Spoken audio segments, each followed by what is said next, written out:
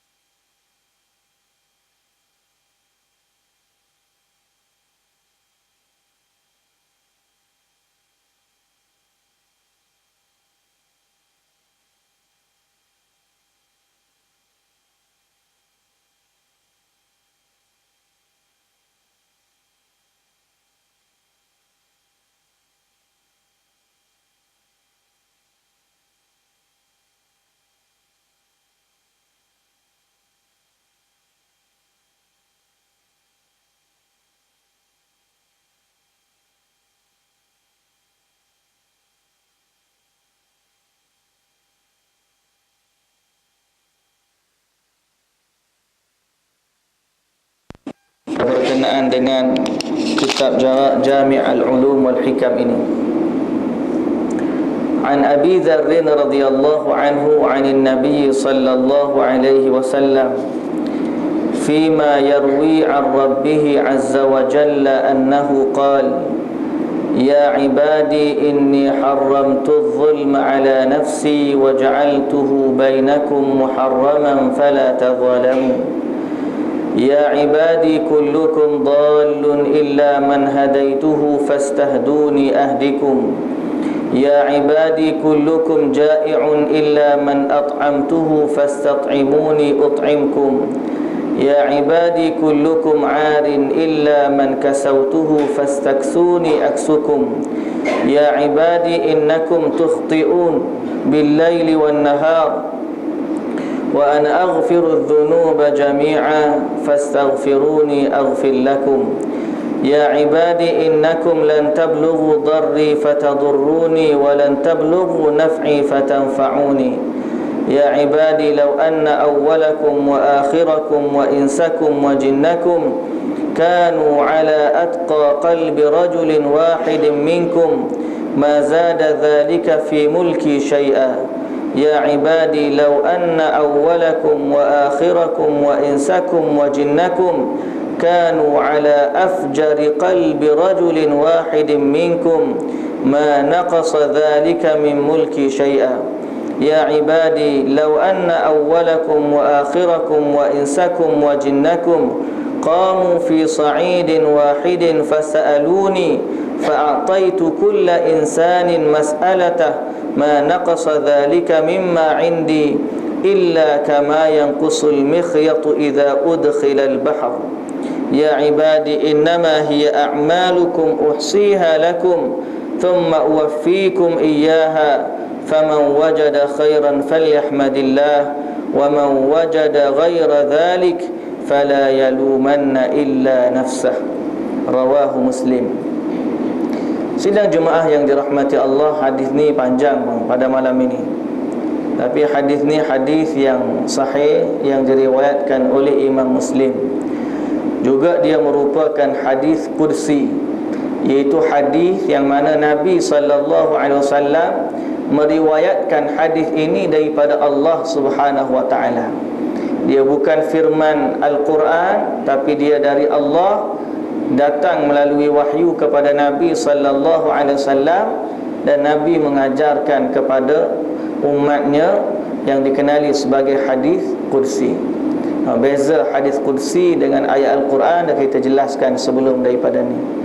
Antaranya ialah hadis qudsi ini lafaznya daripada Nabi, maknanya daripada Allah. Adapun Al-Quran, makna dan lafaz kedua-duanya daripada Allah. Makna dan lafaz daripada Allah. Itu apa dia? Al-Quran. Makna daripada Allah, lafaz daripada Nabi. Itu apa dia? Hadis qudsi. Perbezaan yang kedua, oleh kerana makna dan lafaz daripada Allah, maka Al-Quran menjadi ibadah dengan bacaannya. Menjadi ibadah dengan bacaannya. Tak faham pun boleh pahala dah. Tapi hadis qudsi menjadi ibadah dengan ilmu yang terkandung di dalamnya. Kita belajar menghayati, memahaminya, boleh pahala mendapat mengaji ilmu. Faedah yang ketiga, Al-Quran ini boleh dibaca dalam salat. Adapun hadis qudsi walaupun daripada Allah, tak boleh dibaca dalam salat. Kita punyalah baca panjang hadis ni, tiba-tiba dalam salat isyak kita baca hadis qudsi dalam rakaat kedua lepas daripada Fatihah, maka batal sembahyang. Sebab hadis qudsi walaupun daripada Allah maknanya, tapi lafaznya daripada Nabi, maka tidak boleh dijadikan bacaan dalam salat. Baik. Sidang jemaah yang dirahmati Allah, dari Abi Dzar radhiyallahu anhu, dari Nabi sallallahu alaihi wasallam, Nabi sallallahu alaihi wasallam pada apa yang baginda riwayatkan daripada Tuhannya, iaitu Nabi sallallahu alaihi wasallam menyampaikan hadis ini dari Allah, bahawa Allah berfirman. Allah berkata, apa kata Allah?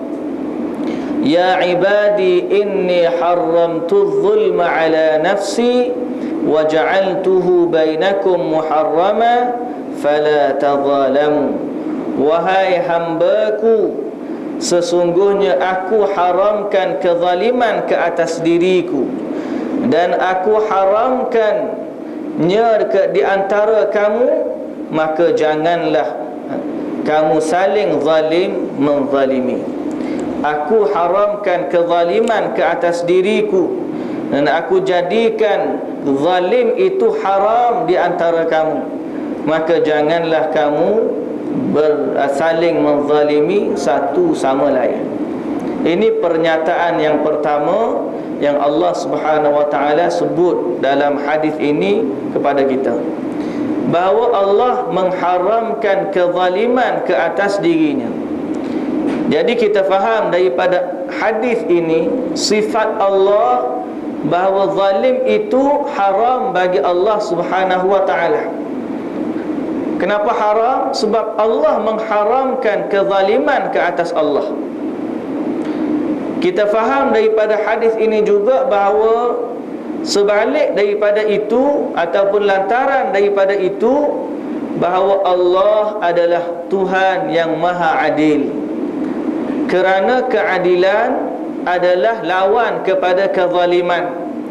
Apabila Allah menafikan kezaliman bagi dirinya, maka dalam masa yang sama Allah mengisbatkan keadilan bagi Allah. Jadi kita faham begitu. Dan Allah Subhanahu wa taala dalam ayat Al-Quran banyak perkara yang menyentuh bahawa Allah sesekali tidak menzalimi hamba-hambanya. Antaranya firman Allah, wa ma ana bizallamin lil abid. Tidaklah aku Tuhan yang menzalimi bagi hamba-hambanya. Wa mallahu yuridu zulman lil ibad, dan Allah tidak menghendaki kezaliman bagi hamba-hambanya. Wa mallahu yuridu zulman lil alamin, begitulah juga maknanya. Bahkan disebut dalam surah An-Nisa, innallaha la yazlimu mithqala dzarrah, Allah tidak akan menzalimi walaupun seberat zarah, sikit pun tak ada kezaliman bagi Allah Subhanahu wa taala. Jadi dalam satu perkara kita meyakini bahawa Allah itu maha adil, dan Allah mengharamkan kezaliman ke atas dirinya. Apa jua yang berlaku pada kita pada hari ini, maka dia bukanlah bermaksud ataupun tidak berada dalam maksud kezaliman bagi Allah. Ada hikmah yang tersendiri. Boleh jadi Allah Ta'ala buat kawan ni sihat, kawan ni sakit. Nah, kita kata kenapalah orang jahat nak curi-curi kereta, aksiden terbabas tak mati. Kawan ni hok baik, aksiden sikit mati, meninggal. Nah, patut-patut orang jahat tu KO terus bila kena aksiden. Pasal apa? Jahatnya dia. Tapi orang jahat selamat. Orang baik, dia pula meninggal waktu aksiden. Zalim dah Allah? Tidak. Pasti ada hikmah yang terkandung di sebalik setiap kejadian yang Allah Subhanahu wa taala tentukan. Kenapa? Kerana kita beriktikad bahawa Allah Maha suci daripada sifat zalim. Baik. Kenapa Allah Subhanahu wa taala sebut perkara ini? Ya ibadi inni haramtu zulma ala nafsi, aku haramkan kezaliman ke atas diriku. Ini satu kemagahan bagi Allah, bahawa Allah nak kata kepada makhluk dia, aku ni bukan tak boleh berlaku zalim. Dalam kekuasaan Allah berlaku. Kalau Allah nak buat begitu, begitulah jadinya. Kalau Allah nak buat begini, beginilah jadinya. Tak nama zalim bagi orang yang tidak berkuasa. Zalim ni bagi seorang yang berkuasa. Zalimlah dia, sebab dia mampu buat. Orang tak mampu, dia payah nak berlaku zalim. Dia orang yang dizalimi. Hak sering yang berlaku zalim ni bila orang ada kuasa dan kemampuan. Bila dia jadi ketua, dia boleh berlaku zalim sebab kuasa duduk dia. Bila dia jadi menteri contohnya, bila dia jadi pemerintah, penguasa dan sebagainya, kuasa duduk dia, dia mampu, maka masa tu dia panggil zalim. Jadi Allah meletakkan dirinya dalam lafaz inni haramtu zulma ala nafsi. Satu, nak menceritakan bahawa aku mengharamkan kezaliman ke atas diriku. Dalam masa yang sama nak kata bahawa itu adalah kelebihan dari Allah, sebab Allah mampu sebenarnya untuk buat apa yang dia nak. Cuma dia tak buat zalimnya. Kalau Allah nak buat, maka Allah Maha berkuasa di atas segala sesuatu. Tapi Allah mengharamkan kezaliman ke atas dirinya. Baik. Jadi maksud ataupun ayat Allah mengharamkan ke atas dirinya itu adalah satu kemuliaan bagi Allah Subhanahu wa ta'ala. Sebab tu orang yang paling hebat ialah orang yang menahan dirinya daripada marah sewaktu dia mampu untuk marah. Ada orang tak mampu nak marah, tak, dia kecil, orang duk sakit kepala dia, hati ni bekak nak marah dah. Tapi tengok orang tu, ya Allah, dia ni saiz dia gergasi punya saiz. Kalau aku tampar dia, pendek kata, lagi dahsyat aku dapat, baik aku senyapnya. Ya. Orang ni dia tak panggil wal kadhiminal ghaiz. Orang yang menahan marah kuat. Orang ni bukan dia tak marah, sebab dia tak boleh marah. Orang tak boleh marah tak hebat lagi. Orang hebat ialah orang yang menahan marah di saat dia mampu nak marah. Nah, kita tengok anak kita, budak ni aku lempang, tak tahu dah. Nak marah, tangan akak gini dah. Tiba-tiba kita kata Allahu Akbar, Allah tak suka aku buat gini. Kita tahan marah di waktu kita mampu untuk buat. maka itulah yang dinamakan wal kadhiminal ghaiz. Orang yang hebat, yang menahan sesuatu sewaktu dia mampu melakukannya. Kita kaya, kita mampu beli apa saja. Nah, tapi kita tak mampu, kita tak beli, kita tak membazir, disebabkan kita ingat kepada Allah Subhanahu wa ta'ala. Mungkin duit kita ratus-ratus ribu, ratus-ratus juta, ikut kita nak buat gapo pun. Nah, tapi kita fikir bukan tak mampu nak beli, tak mampu, cuma kita mikir Allah suka ke tidak. Bila Allah tak suka, kita tak buat, maka perkara tu dinamakan kehebatan. Perkara tu dinamakan kehebatan. Kita mampu pakai kereta ratus-ratus ribu atau harga berjuta, tapi mikir pakai mahal-mahal pun nak pergi mana, nak pergi surau, nak pergi masjid je. Jadi kita beli sekadar yang kita nak pakai. Itulah orang yang hebat. Maka Allah dalam lafaz ini meletakkan dirinya inni haramtu zulma ala nafsi, membawa kepada kita dua maksud. Yang pertama, Allah Maha Adil. Yang kedua, kehebatan, kemuliaan, keagungan Allah, bahawa Allah menahan atau mengharamkan baginya kezaliman pada saat Allah mampu untuk melakukan segala sesuatu. Baik, itu faedah yang pertama. Wa ja'altuhu bainakum muharraman fala tadhalamu, dan aku jadikan zalim itu di kalangan kamu haram, jangan kamu zalim sama-sama kamu. Jadi Allah mengharamkan kezaliman dari Dia sebagai Tuhan ke atas makhluk, dan menjadikan zalim itu haram sesama makhluk. Daripada Allah kepada makhluk pun haram, daripada makhluk sama makhluk pun haram juga. Nah, fala tazalamu, jadi janganlah kamu saling menzalimi sesama kamu.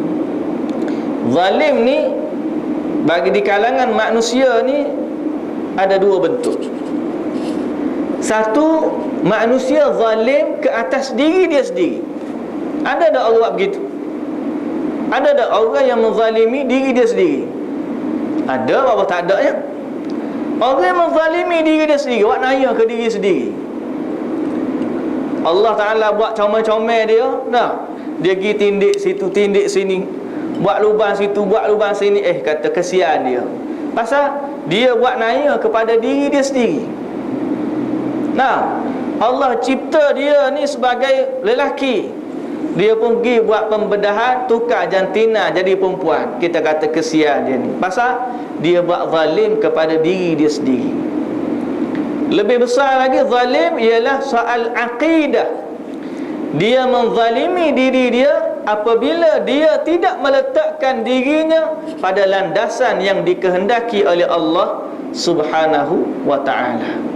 Dalilnya Allah Subhanahu wa ta'ala menyebut inna syirka la zulmun azim, sesungguhnya kesyirikan itu ialah kezaliman yang besar. Syirik itu kezaliman yang besar. Seorang syirik, dia buat zalim siapa? Dah, dia buat zalim kepada diri dia sendiri. Sebab tak ada orang yang mendapat mudarat daripada kezaliman dia melainkan diri dia sendiri. Kezaliman ini adalah kezaliman yang paling teruk sekali. Apabila seorang manusia meletakkan diri dia pada tempat yang tidak sepatutnya, dia sendiri letak dalam diri dia dalam bahaya. Sama ada orang musyrik, sama ada orang kafir, sama ada penyembah berhala dan sebagainya, itu Allah Subhanahu wa ta'ala sebut inna syirka la zulmun azim. Selain daripada syirik, zalim dengan maksiat, buat zalim juga pada diri sendiri. Bila kita buat maksiat, kita buat zalim pada diri sendiri. Sebab apa? Akhirat esok kita kena, bukan orang lain. Kalau sakitnya kita. Jadi bila kita buat sesuatu yang akhirnya mendatangkan kesakitan kepada diri kita, itulah maksud zalim pada diri sendiri. Qiyahlah kat mana? Pencuri, zalim dia. Zalim ke orang desak, zalim kepada diri sendiri dia. Penzina, zalim ke orang desak, zalim ke diri sendiri juga. Nah, kalau syirik, itu zalim kepada diri sendiri. Zalim yang kedua ialah zalim zulmul abdi li ghairihi, Manusia menzalimi orang lain, hak sakit orang lain di dunia lah, di akhirat besok sama-sama lah dia. Jadi ini kezaliman terhadap orang lain. Kezaliman ke atas orang lain ini akan menyebabkan seseorang itu pada hari akhirat kelak akan dituntut balas. Apa yang dia buat pada hari dunia ni dituntut balas pada hari akhirat. Jadi Nabi sallallahu alaihi wasallam dalam khutbahnya bersabda, "Inna dima'akum wa amwalakum wa a'radakum 'alaikum haramun ka hurmati yaumikum hadza fi syahrikum hadza fi baladikum hadza." Sesungguhnya darah kamu, harta kamu dan maruah kamu ke atas kamu sekalian adalah haram. Maksudnya haram kita menzalimi atau merosakkan atau mencederakan darah, menumpahkan darah saudara kita, atau harta saudara kita, ataupun maruah saudara kita. Bila kita merosakkan salah satu daripada perkara ni, maka zalimlah nama dia. Sebagaimana haramnya hari ini, iaitu hari Arafah, dan sebagaimana haramnya bulan ini, bulan Zulhijjah, dan sebagaimana haramnya dalam negeri kamu ini, iaitu negeri Mekah, juga tanah haram. Jadi hadirin dan hadirat yang dirahmati Allah, itu berkaitan dengan kezaliman yang Allah larang kita buat zalim, sama ada kepada orang lain ataupun kepada diri manusia, diri dia sendiri.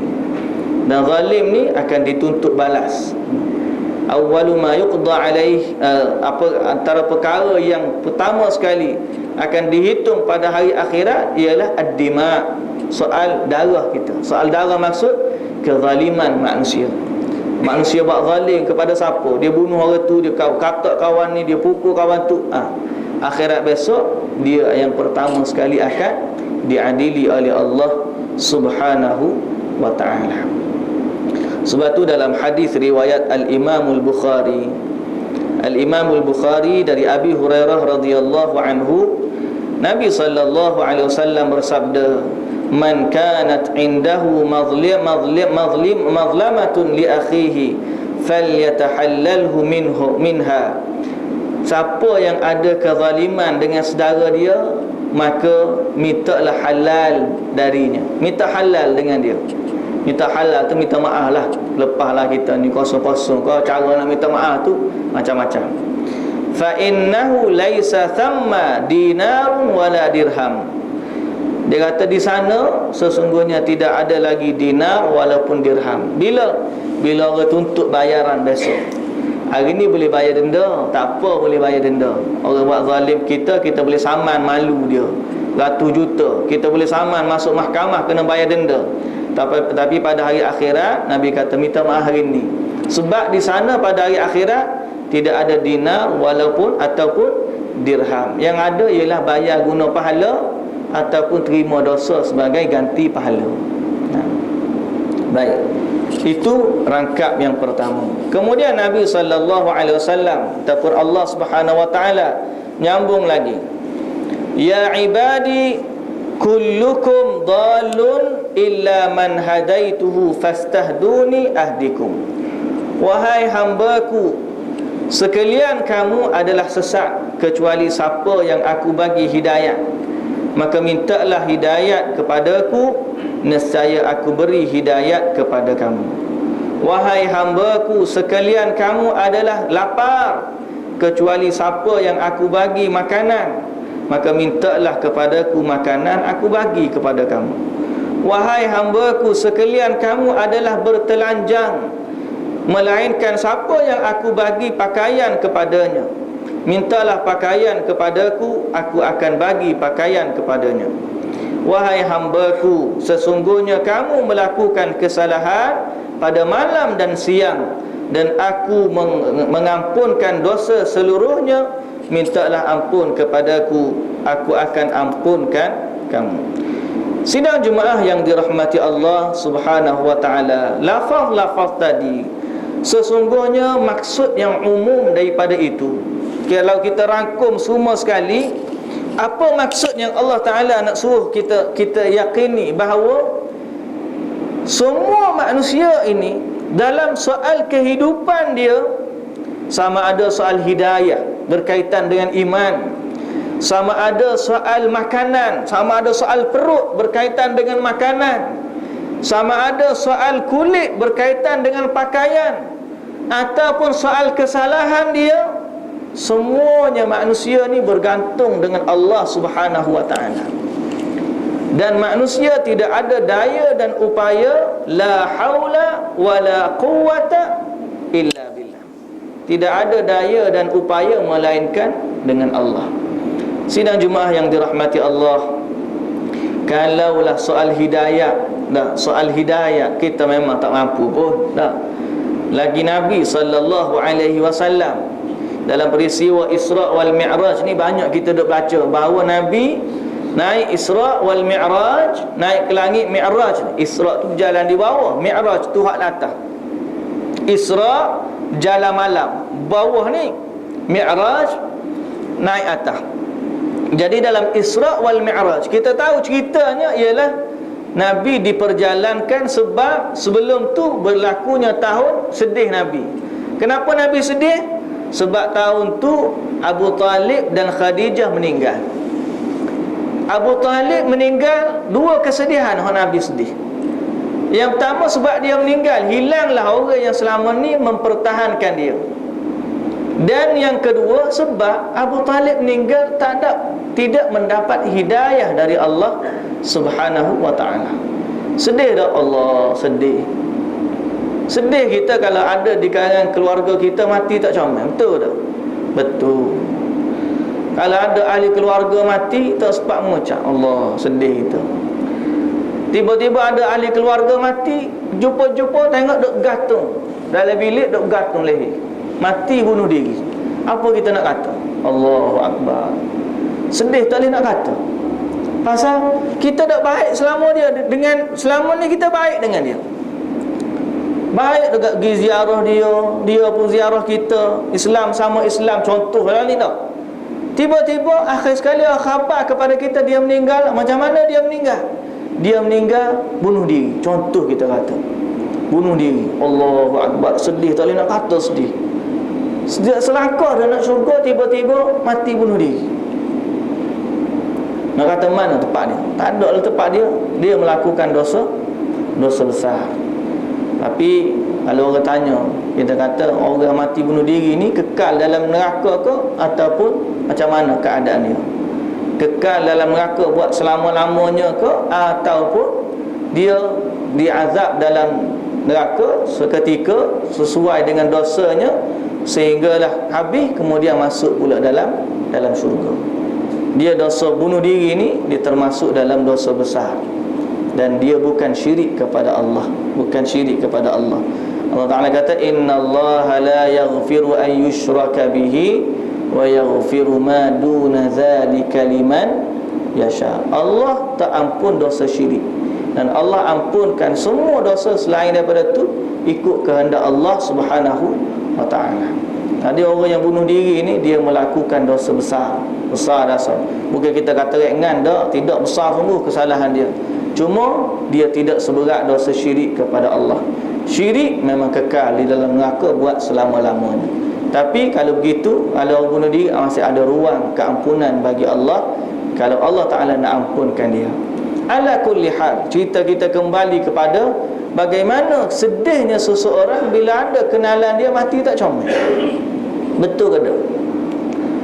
Nabi SAW meninggalnya pak saudara dia Abu Talib. Satu sedih, dia tak ada orang tolong dia. Selama ni Abu Talib tolong dia. Tiba-tiba meninggal pula. Dia masuk dalam rumah tu nak ajak Abu Talib masuk Islam. Abu Jahal sekat, atarghabu an millati Abdul Muttalib? Takkah kamu nak tinggal agama Abdul Muttalib? Akhir sekali dia mati dalam keadaan tidak beriman. Sehingga Allah Ta'ala waktu turun ayat, innaka la tahdi man ahbabta walakinnallaha yahdi man yasha. Hidayah ni milik Allah. Kamu tak akan dapat bagi hidayah kepada siapa yang kamu nak, walaupun kamu tu Nabi. Walakinnallaha yahdi man yasha. Tapi Allah yang bagi hidayah kepada siapa yang dia nak. Sidang jemaah yang dirahmati Allah, sebab itulah kita ni dalam kehidupan hari ni, apa yang kurang bagi kita di kalangan kita ialah kurangnya meminta hidayah dari Allah kepada kita dan juga kepada orang lain. Kepada kita boleh jadi banyaklah, cuma kita tak sedar. Bila ihdinas siratal mustaqim, kita minta kita. Tapi berapa banyak kita minta hidayah kepada orang lain. Kita tengok orang buat zalim hari ni dah, bila tengok orang buat zalim, sama ada orang kata orang, sama ada orang bunuh orang, macam-macam lah kezaliman akhir zaman ni. Allahu Akbar, di luar daripada jangkaan kita. Saya duduk rumah, ada 4 anak yatim saya duduk mengajar tu. Dia bukan sekadar 4 anak yatim, tapi rumah perlindungan pun ia juga. Dia kata, Ustaz, sebelum Ustaz mari ni Ramadan rumah saya ni jadi tempat hospital bersalin. Orang tak dapat mari tupai nak duduk, salin dululah, balik salin hospital, kemudian mari duduk sini dia jaga sebagainya. Ramai juga. Ada kes terbaru tu, marilah seorang budak perempuan umur 20, 8 bulan mengandung. 8 bulan. Tanya kenapa ni boleh mengandung, siapa dia, ayah dia. Dia kata saya pun tak kenal. Tak kenal lagu mana. Dia kata dia ada hutang dengan universiti. Dia masuk universiti dulu, dalam 3 bulan dia masuk universiti, kemudian dia pindah masuk universiti lain, boleh universiti lain. Kemudian universiti pertama tu dia ada hutang dengan universiti tersebut, tapi tak boleh bayar. Dianya orang belah-belah kampung lah, tak sebutlah mana belah kampung. Ayah dia rasa sakit, mak dia kerja kampung begitu, dia tak boleh nak bayar hutang. Sekali dia duk main sembang-sembang dalam internet tu, minta lah siapa boleh tolong bayar. Adalah orang atas balas dia, saya boleh tolong bayar kau. Kita janjilah jumpa mana-mana, jumpalah di hotel. Dia kata boleh saya tolong bayar, tapi awak kena suruh tubuh kat saya dulu. Dia pun dengar bengong-bengong pening gitu, sampai capung dengan jahil sikit sebanyak. Tidak sebanyak, sikit dah tu memang banyak dah jahilnya. Akhir sekali suruh sungguh. Orang tanya berapa hutang awak, siapa sanggup gitu mau lalu. 1,000 lebih hutang. Hutang 1,000 lebih. Lepas tu, lepas dia buat tu bayar kedak, dia beri RM50 tambah taksi. Lepas tu dia tinggal gitu. Tinggal gitu. Kawan ni kena sekali tu mengandung 8 bulan. Ni manusia akhir zaman. Kita kata Allahu Akbar. Hati, tak ada hati, tak ada hati. Jenis binatang sungguh dah ni. Tak ada hati. Nak kata apa lagi tak reti. Nama tak reti, tahu duk mana. Nama pun tak bayar, tak tahu apa. Jadi saya jumpa orang zalim dengan orang jahil, sedang molek gitu jumpa. Tapi kesianlah ke dianya, duk menangis dan sebagainya, nak minta nak tolong, boleh tolong jaga je lah. Dah perut dah besar. Ala kulli hal, kita katakan bahawa kezaliman di kalangan manusia hari ni banyak berlaku. Hak kurang ke apa? Hak kurang. Kita tengok orang zalim, kita doakan hidayah kepada dia. Bila tengok dalam TV berita, orang kita tak kenal dah, tengok Allah tu puluk muka dia ni, tak kenal dia. Dah ikutlah siapa-siapa tu, bahas sendirilah. Minta hidayah kepada Allah, ya Allah, mudah-mudahan dia memperolehi hidayah. Orang Arab kalau tak kenal, orang marah kan, Allah yahdik, semoga Allah beri hidayahmu. Sebab apa? Hidayah ni milik Allah. Hak kita nak, boleh jadi Allah Ta'ala tak bagi. Hak kita tak kena, boleh jadi Allah bagi. Siapa kita untuk menghalang hidayah Allah Subhanahu Wa Ta'ala jatuh kepada manusia? Tak ada. Bahkan kita dalam nilai persaudaraan Islam, kalau boleh kita nak semua kita ni bersaudara sampai ke dalam syurga.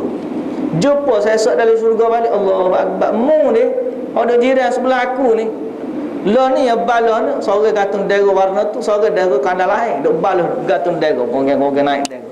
Balah. Baik hak kita kata tu, doakan hidayah, ya Allah. Kita duk pusing. Siapa lagi ni takut-takut buat dalam musim haji, nak pergi haji pun rasa tak sedap hati. Nah, doakan hidayah, ya Allah. Kalaulah kita ni orang nak pergi haji, ya Allah, berilah hidayah, bagilah kemenangan Islam pada penduduk kita dan sebagainya. Bagi biar Islam tu tinggi, tak kira lah hak mana pun, ya Allah akan asalkan Islam ni. Doakan hidayah kepada Allah. Hak tu kita kurang. Kita tengok muka orang tak kenal, Allah gini, tu habis hak tak kenal, hak tak molek. Dah, Allah ni Tuhan yang maha kaya, maha agung, maha adil. Maha Pemurah. Hidayah tu duk dia. Ya ibadi kullukum dhalun. Kamu sendiri tu pun hak boleh hidayah tu asalnya sesat juga. Apa kata Allah kepada Nabi sendiri? Wadduha wal-laili idza saja ma wadda'aka rabbuka wa ma qala walal akhiratu khairul laka minal ula. Siapa hari tu hujung tu? Wa wajadaka dhallan fahada. Kami mendapati kamu sesat wahai Muhammad. Fahada, kami hidayah kamu. Allah kata siapa tu? Nabi Muhammad. Kita dalam hadis kursi ni Allah Ta'ala kata, kullukum dhalun illa man hadaituhu. Semua kamu ni hidayah boleh tu siapa? Aku, bukan mencari sendiri. Kita lahir-lahir dapat dalam keluarga Islam, alhamdulillah, syukurnya kita. Tapi mana kerja kita untuk Islam? Mana kerja kita untuk Allah ataupun untuk hidayah Allah jatuh pada orang lain? Sebagaimana kita syukur hidayah tu mari kita. Kullukum dhalun, betul lah Allah Ta'ala kata kita semua ni boleh hidayah hari ni sebab Allah ya. Kita hari ni tidak diberi pilihan, bukan tidak diberi pilihan, tak perlu memilih. Alhamdulillahnya lahir-lahir jadi Islam dah. Sebahagian daripada saudara kita hidup di dunia ni terpaksa memilih dulu, mu nak Islam ke mu nak kafir, ataupun duduk dalam kafir dulu, dipilih nak Islam ke nak kafir. Allah waktu nak buat pilihan tu habis payah. Keluarga halau, dimusuhi, boleh jadi sebahagiannya dibunuh, dipisahkan suami dan isteri, dipisahkan anak-anak dan keluarga sebab dia terpaksa memilih. Kita dah lahir-lahir alhamdulillah. Pada siapa kita nak bersyukur dan berterima kasih? Kepada Allah, tak ada dah lain.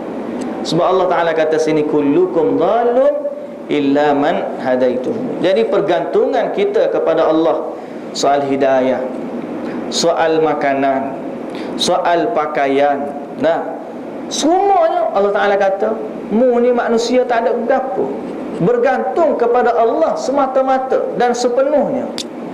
Kita pakai hari ni baju ni, memang manusia jahit, memang kita beli, tapi siapa bagi kita? Allah. Kita makan, memang kita kerja dapat rezeki dan sebagainya, siapa bagi rezeki? Allah. Jadi Allah Ta'ala nak kata kita dalam hadis ni, sidang Jumaah yang dirahmati Allah, anna jami'al khalqi muftaqiruna ila Allah fi jalbi masalihihim. Semua makhluk ni bergantung kepada Allah, berhajat kepada Allah dalam menjaga maslahat hidup mereka. Kita ni bergantung dengan Allah. Kita dah baca qul huwallahu ahad Allahus samad. Allahus samad tu apa maksud dia? Maksud dia, kita dah baca tarik panjang sangat, maksud tak tahu apa dia.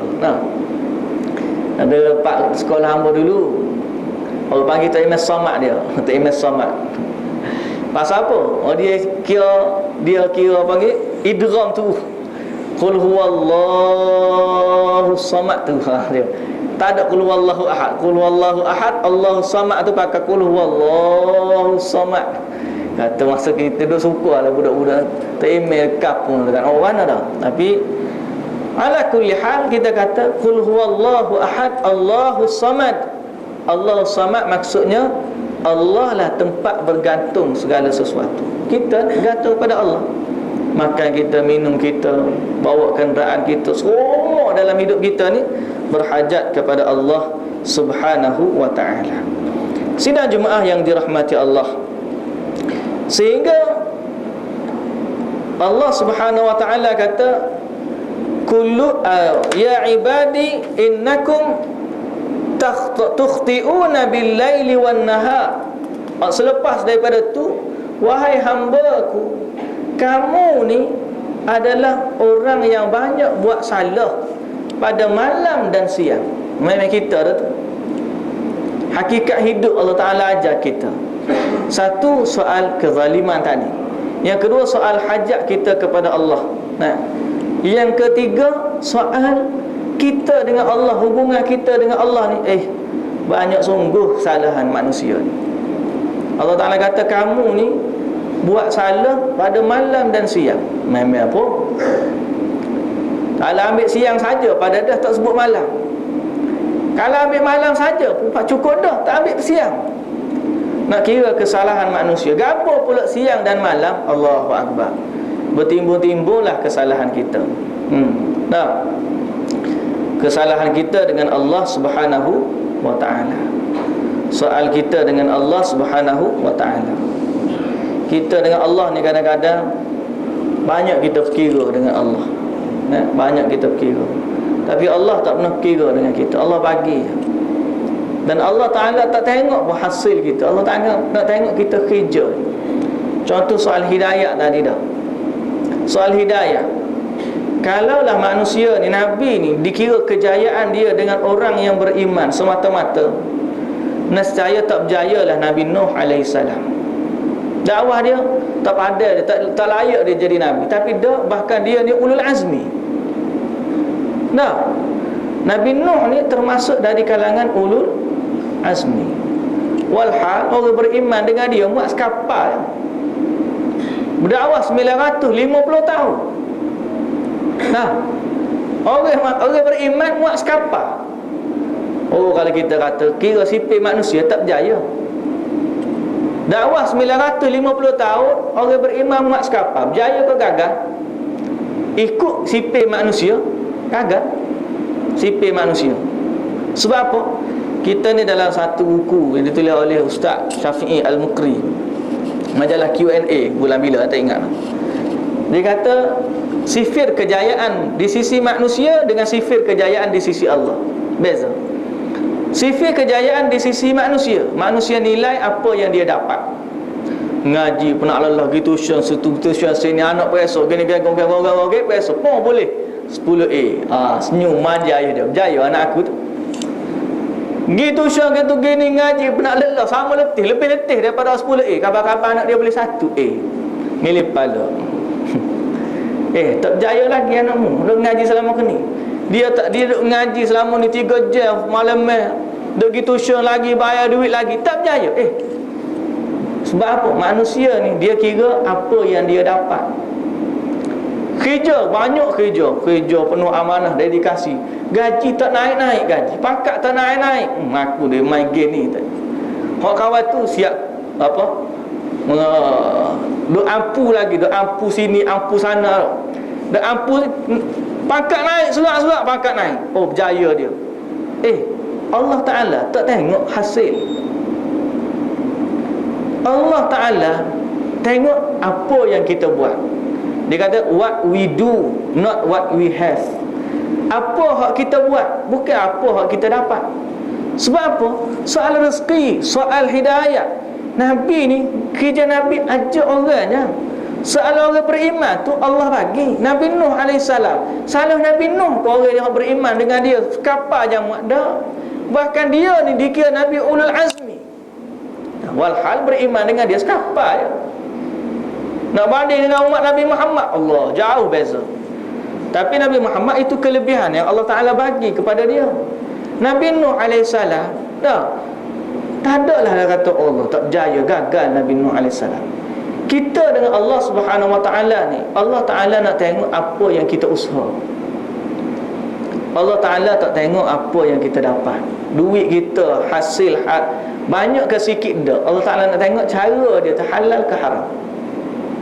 Kerja, gaji sikit, tapi cara yang halal, Allah Ta'ala suka, tu berjaya dah tu. Gaji banyak, tapi sumber yang haram, berjaya ke gagal? Gagal. Kita dengan Allah ni, Allah nak tengok cara kita. Cara kita sama dengan ibadat juga. Ibadat kita, Allah Subhanahu Wa Ta'ala nak tengok cara kita. Bukan soal musmayadah ke, belum dah. Soal macam mana kamu solat. Ada orang solat, tapi di sisi Allah tak ada pahala. Ada ke tak? Ada. Solat dia tak ada pahala di sisi Allah. Ada tak orang puasa, tidak mendapat dari puasa dia melainkan lapar dan dahaga? Ada, bahkan disebut dalam hadis. Sebab apa? Allah tak tengok tu, Allah nak tengok cara kamu. Waktu kamu puasa, cara kamu lagu mana? Waktu kamu solat, cara kamu lagu mana? Jadi itu yang dikira di sisi Allah Subhanahu wa ta'ala. Jadi kita ambil berat apa yang ada di sisi Allah, pada pandangan Allah. Kalau soal manusia nak tengok kita tu tak nombor berapa, nombor bawah-bawah. Yang paling utama ialah soal kita dengan Allah Subhanahu wa ta'ala. Kalau dapat banyak alhamdulillah, itulah nikmat. Tapi janganlah pula anak kita mengaji nak lelah siang malam, tiba-tiba tak dapat kita kata gagal anak aku. Dah jaya dia. Melainkan dia tak mengaji daripada dulu lagi nak melepok tak mengaji. Ni memang gagal, tak berasa gagal dah. Kita kena letak situ sebab Allah nak tengok cara kita. Cara kita. Sidang jemaah yang dirahmati Allah Subhanahu wa ta'ala sekalian, kembali kepada soal manusia ni kehidupannya banyak dosa.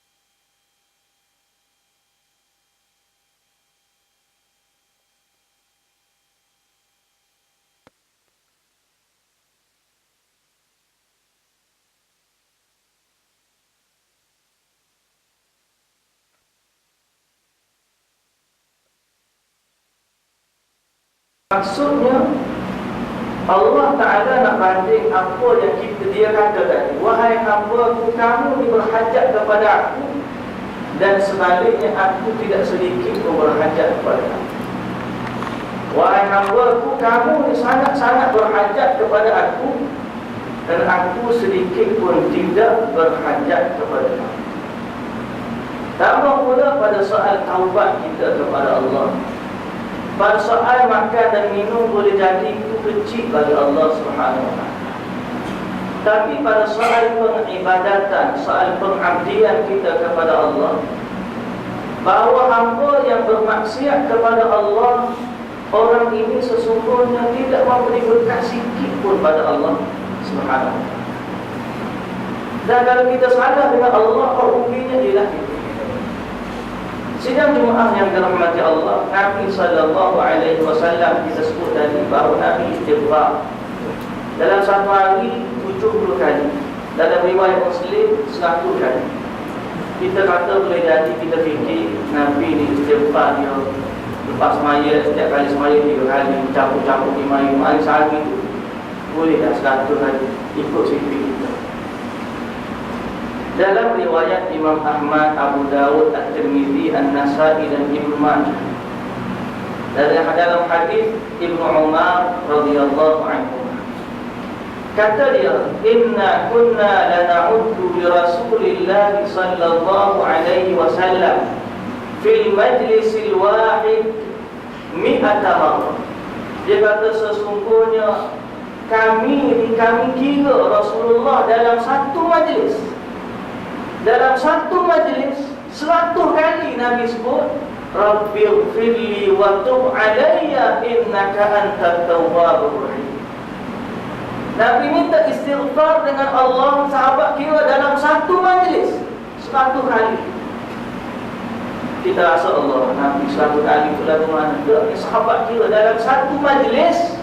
Dalam riwayat Imam Ahmad, Abu Dawud, At-Tirmidzi, An-Nasa'i dan Ibnu Majah, Nabi dalam satu majlis 100 kali Nabi kata Allah Rabbighfirli wa tub alayya innaka antat tawwabur rahim. Dan Abu Hurairah radhiyallahu anhu dalam hadis yang diriwayatkan oleh Al-Imam An-Nasa'i, dia kata aku tidak pernah melihat orang yang banyak berkata astaghfirullah wa atubu ilaih lebih banyak daripada Rasulullah sallallahu alaihi wasallam. Ada yang paling berbanyak sekali disebut istighfar ni ialah Rasulullah sallallahu alaihi wasallam. Sedangkan dia tu maksud kita nak banding Allah apa tadi nak banding. Sidang jemaah yang dirahmati Allah, satu perumpamaan yang boleh kita fahami dan boleh kita hayati tentang bagaimana manusia dengan Allah.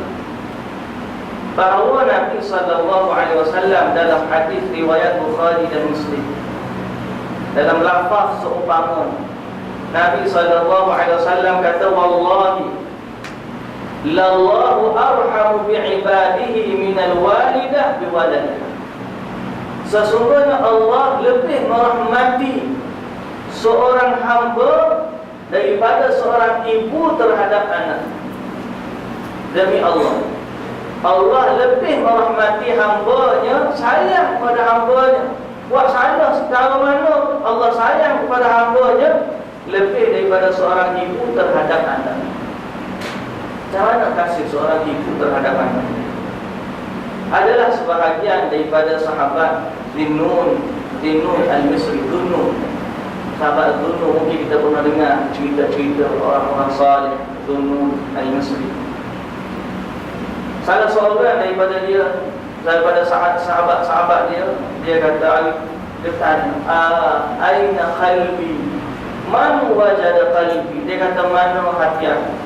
Dia tak jejak hati dia. Dia tak rasa, seolah-olah dia tak rasa hati dia nak memikirkan hubungan dia dengan Allah Subhanahu Wa Taala.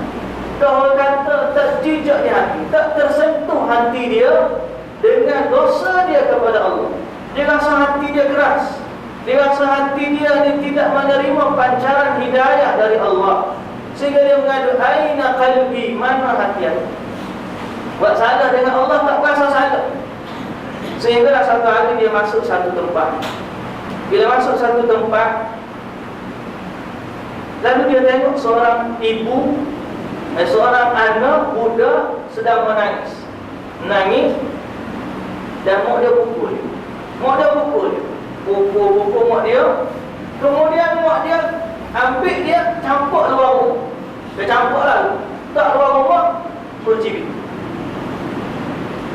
Kemudian budak ni pun pergi mari, tak tahu nak pergi ke mana. Air mata bercucuran, menangis, tak tahu nak pergi mana. Duduk depan pintu, ketuk pintu. Bukan lagi ketuk dah. Kalau kata-kata ke pintu, biar kata. Dalam keadaan air matanya mengalir, dia kata, "Ya umat, wahai ibuku, siapa yang nak buka pintu sekiranya ibu kunci pintu? Siapa yang buka pintu ni kepada saya sekiranya ibu kunci pintu ni? Siapa nak menyambut saya sekiranya ibu yang menghalau saya?" Budak dia kata, "Man alladhi yudnini ba'da an ghadabti alayya?" Siapa lagi nak merahmati, nak berlembut dengan aku sekiranya ibu yang marah kepada aku?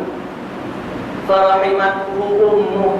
Kemudian mak dia bila dengar rintihan si anak ni, rasa kesian kepada anak. Lalu dia pun bangun. Mak ni tadi dalam rumah bangun, dia mengintai daripada celah pintu. Lalu dia melihat anaknya bercucuran air mata, menangis dalam keadaan berlumuran dengan tanah kerana teruk kuatnya tangisan si anak ni. Akhir sekali selepas lama dia tengok anak dia begitu, dia pun buka lah pintu itu terhadap anak. Bila dia buka pintu tersebut, lalu dia ambil anak dia, pangku anak dia letak di atas ribaan dia. Kemudian dia cium pula anak dia. Lalu dia kata, "Ya qurrata aini, wahai cahaya mataku, wahai panggil permata jiwaku, kamulah yang menyebabkan mak buat gini. Kalau ikut hati mak sangat sayang kepada kamu, tapi kamulah yang buat mak jadi gini. Sebab apa? Kalaulah kamu taat kepada mak, nescaya kamu tidak akan merasakan kesakitan seperti ini. Sekiranya kamu tidak menderhakai ibu, nescaya kamu tidak akan merasakan keseksaan ini. Kamulah yang menyebabkan mak buat gini." Lalu lelaki ni bila dia tengok ibu menangis, dia kata, wajadtu qalbi,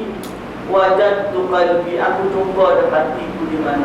Aku jumpa dah hatiku di mana.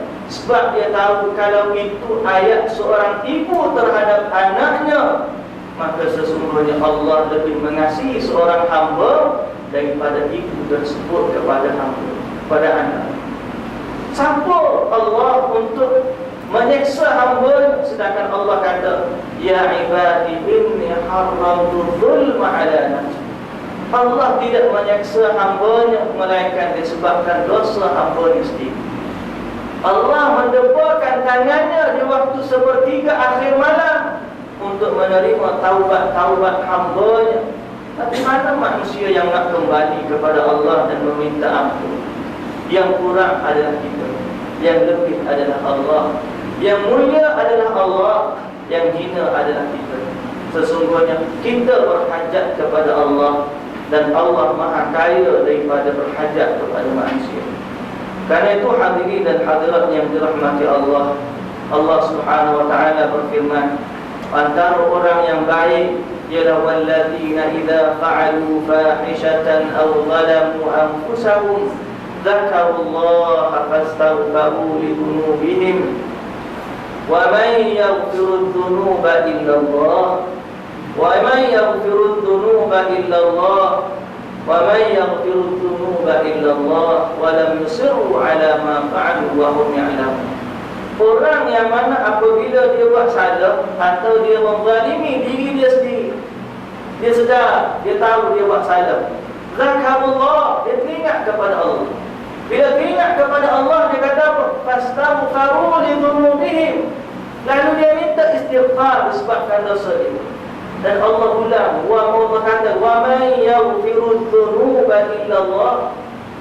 Siapa orang boleh mengampunkan dosa selain Allah? Siapa? Kalau anak tadi nangis depan pintu, yang mau wahai ibu, kalau ibu kunci pintu ni, siapa nak buka pintu kepada aku?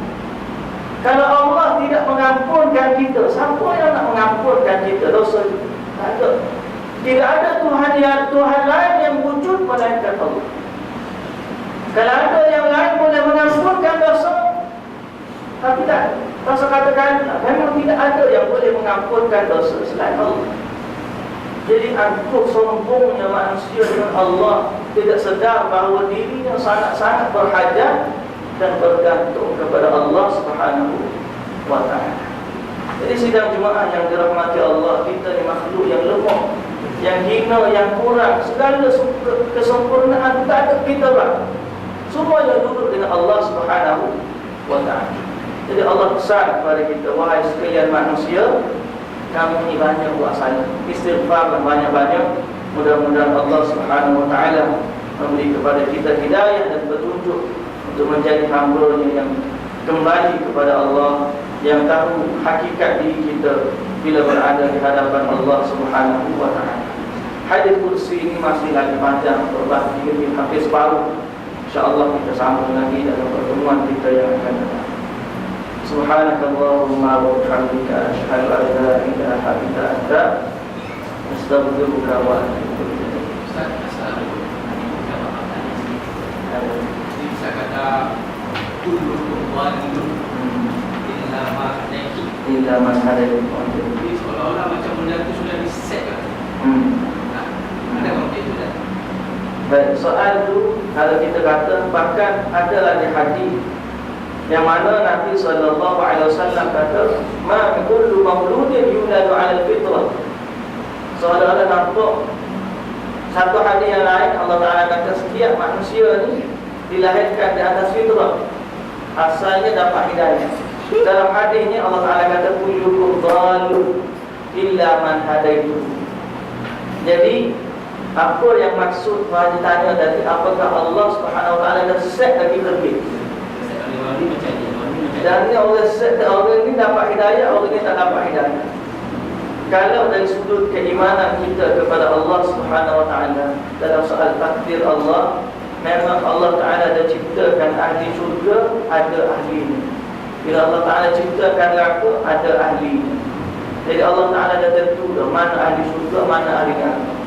Tapi Allah Subhanahu Wa Ta'ala dalam soal takdir, Allah Subhanahu Wa Ta'ala, kalau kita kata kenapa Allah itu, kita tak boleh jawab sebab itu adalah hak milik mutlak Allah Subhanahu Wa Ta'ala. Cuma kita manusia ini, kita nak kata aku ni duduk ahli mana? Allah Ta'ala cipta manusia ni ada tempat dia masing-masing dah. Cuma kita hari ni, kita bukan kata hari ni Allah dah cipta kita, tak kata aku ni Allah cipta ahli neraka dah, tak sama amal dah jadi dah. Kita tak ada dah. Jadi Allah tetap, Allah Subhanahu Wa Ta'ala dalam soal ni, kita makhluk ni, hak ilmu Allah tu hanya Allah yang tahu. Hak ilmu yang ada pada kita ialah setiap manusia Allah bagi petunjuk. Kalau setiap manusia fa'alhamaha fujuraha wa taqwaha. Allah Ta'ala waktu muai Quran, Allah Ta'ala waktu Rasul, Allah Ta'ala turun Nabi, Allah Ta'ala ajar kita baik sampai dan sebagainya. Kita hari ini kita tahu mana baik, mana buruk, mana jalan surga, mana jalan neraka. Kerja kita ialah ikut. Nabi kata fa'malu fakullun muyassaru lima khuliqalah. Jadi ada ilmu Allah, bahawa Allah cipta dah hak ni hadiah, hak surga, hadiah neraka, ilmu Allah. Tapi ilmu kita tak tahu mana kita. Jadi beramallah sebagaimana yang kita nampak jalan kebaikan. Mudah-mudahan Allah Subhanahu Wa Ta'ala memberi kepada kita jalan tersebut. Cuma bila Allah Ta'ala kata kullukum dhalun, setiap kamu ni adalah sesat, bukanlah maksud Allah ni cipta semua manusia asalnya sesatlah tu. Tapi maksud di sini manusia ni kalau Allah Ta'ala tak bagi hidayah, semua sesatlah. Itu maksud hadis ini. Kalau tidak kerana Allah bagi hidayah, maka nescaya sesatlah. Tapi Allah kata kullukum dhalun illa man hadaitu. Allah Taala keluar bahawa ada orang yang aku bagi hidayah, maka orang ini mendapat hidayah. Jadi Allah cipta manusia ni ada yang ahli syurga, ada yang ahli neraka. Wallahu a'lam. Pada itu أعوذ بالله من الشيطان الرجيم. بسم الله الرحمن الرحيم. الحمد لله رب العالمين. والصلاة والسلام على أشرف الأنبياء والمرسلين نبينا محمد وعلى آله وصحبه أجمعين. يا ربنا لك الحمد كما ينبغي لجلال وجهك وعظيم سلطانك. اللهم اغفر لنا ذنوبنا ولوالدينا وارحمهم كما ربونا صغارا ولجميع المسلمين والمسلمات والمؤمنين والمؤمنات الأحياء منهم والأموات برحمتك يا أرحم الراحمين. اللهم اغفر لنا ذنوبنا ولوالدينا وارحمهم كما ربونا صغارا ولجميع المسلمين والمسلمات والمؤمنين والمؤمنات الأحياء منهم والأموات برحمتك يا أرحم الراحمين. وصلى الله على نبينا محمد وعلى آله وصحبه وسلم والحمد لله رب العالمين.